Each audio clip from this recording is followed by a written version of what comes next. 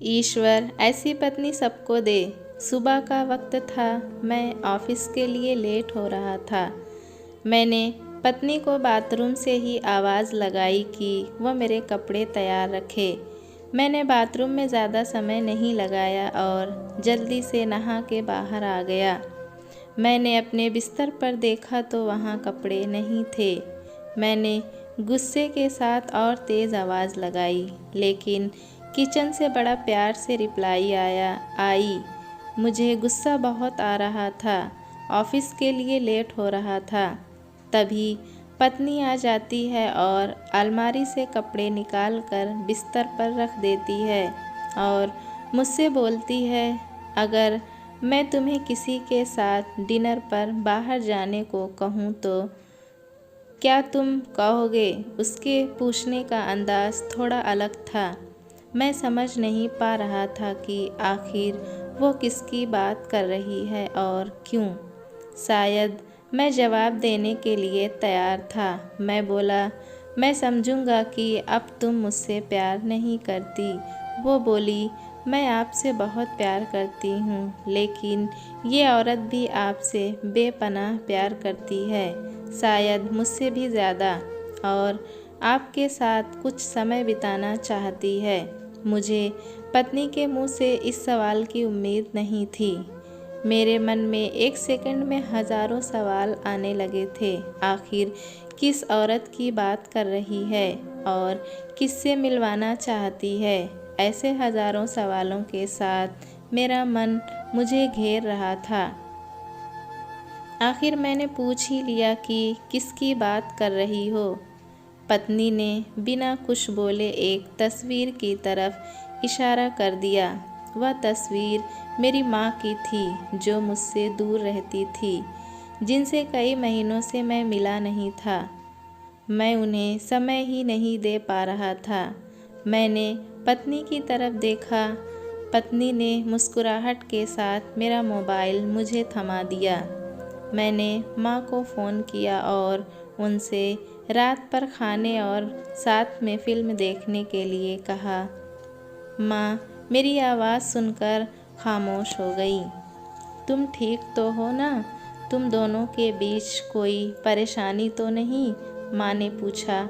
उनके लिए मेरा अचानक इस तरह फ़ोन करना शायद किसी परेशानी का संकेत था।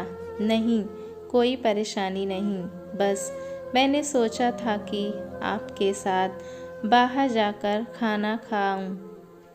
मैंने जवाब दिया और कहा, बस हम दोनों ही चलेंगे। उन्होंने इस बारे में एक पल के लिए सोचा और फिर कहा, ठीक है। शाम को जब मैं उनके घर पहुंचा तो वह मेरा इंतज़ार कर रही थी।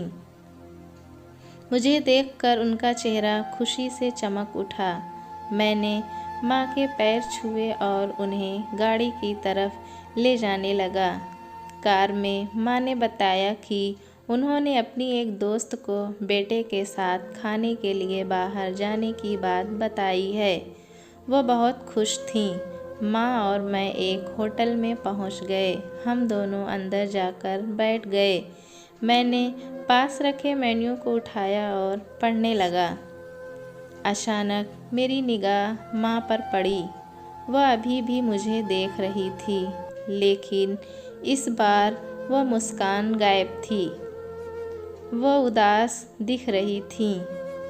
शायद मैंने मेन्यू पढ़ने में तो ज़्यादा समय नहीं लगा दिया। मैंने माँ से खाने के लिए पूछा। उन्होंने मेन्यू की तरफ इशारा करके मुझसे कहा, तुझे याद है जब तू छोटा था और हमारे साथ बाहर खाना खाने आता था, मैं भी तेरे लिए इसी तरह मेन्यू गौर से देखती और तेरे लिए अच्छा सा खाना ऑर्डर करती थी जो तुझको पसंद था। लेकिन अब वक्त बदल गया है, महंगाई भी बहुत हो गई है। तू शायद मेन्यू में कुछ नया देख रहा हो। माँ का जवाब सुनकर मेरी आँखों से आंसू निकलने लगे थे, लेकिन मैंने खुद को संभाला और कहा, माँ इस बार मैं आपके लिए मेन्यू पढ़ना चाहता हूँ। इसके बाद मैंने एक बढ़िया सी डिश माँ के लिए ऑर्डर की। खाने के समय माँ ने मेरे बचपन से लेकर अब तक के कई किस्से सुनाए। मुझे ऐसा लग रहा था मानो मैं वापस बचपन में आ गया हूँ। मुझे उस समय इतनी खुशी हो रही थी मानो सारी कायनात इसके आगे फीकी हो।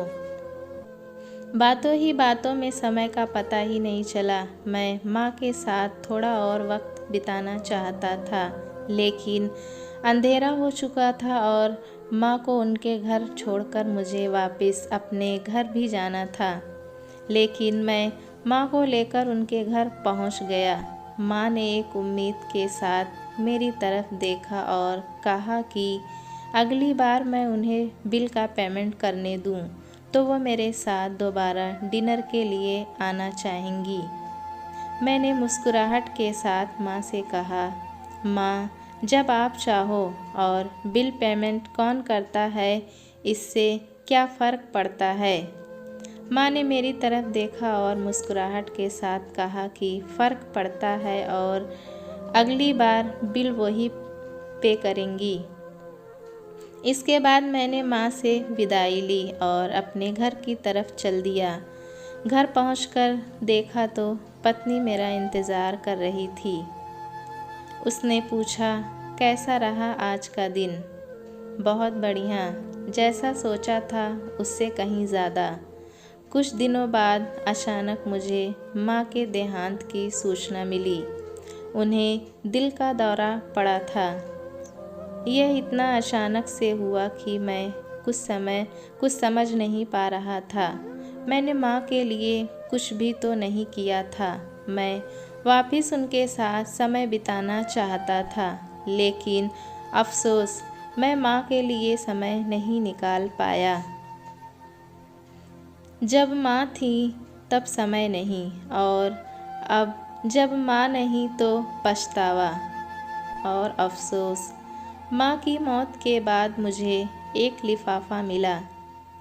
उस लिफाफे में उसी खाने की पेमेंट की रसीद के साथ माँ का एक खत था, जिसमें माँ ने लिखा था, मेरे बेटे, मुझे पता नहीं कि मैं तुम्हारे साथ दोबारा डिनर पर जा पाऊँगी या नहीं, इसीलिए मैंने 2 लोगों के खाने के बिल का एडवांस पेमेंट कर दिया है। अगर मैं नहीं जा पाऊँगी तो तुम अपनी पत्नी के साथ भोजन करने ज़रूर जाना। उस रात तुमने कहा था ना कि क्या फ़र्क पड़ता है। मुझ जैसी अकेली रहने वाली बूढ़ी औरत को फ़र्क पड़ता है। तुम नहीं जानते, उस रात तुम्हारे साथ बिताया हर पल मेरे जीवन के सबसे बेहतरीन समय में से एक था। भगवान तुम्हें सदा खुश रखे। तुम्हारी माँ। दोस्तों, कहानी कैसी लगी हमें कमेंट में ज़रूर बताएं। चैनल पे नए हैं तो एक लाइक और सब्सक्राइब करना ना भूलिएगा।